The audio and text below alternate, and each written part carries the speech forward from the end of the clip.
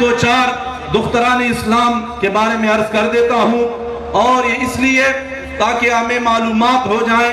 کہ ہم جس دین کا کلمہ پڑھتے ہیں اس دین نے کیسی شخصیات اور ہستیاں پیدا کی ہیں۔ سامعین کرام، دین اسلام کے اندر سب سے پہلی شہیدہ جس کو شہید اول کا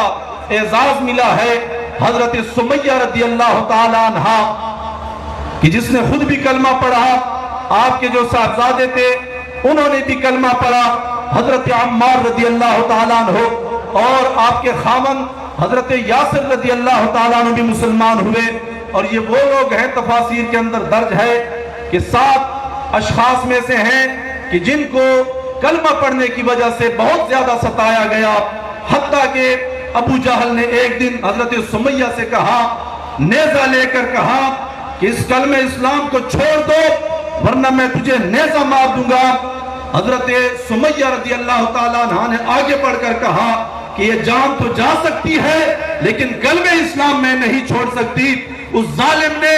نیزہ مارا آپ کے جسم کے اندر اور آپ شہید ہو گئی ہیں۔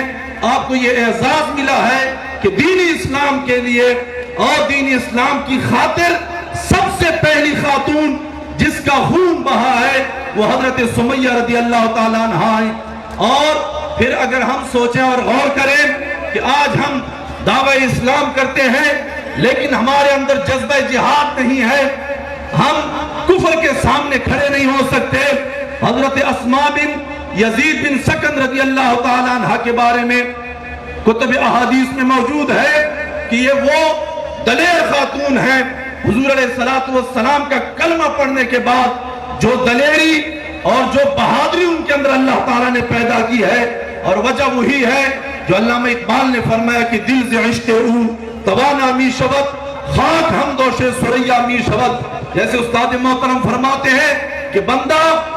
دلیری تب ہوتا ہے کہ جب عشق رسول دل کے اندر پیدا ہو جائے۔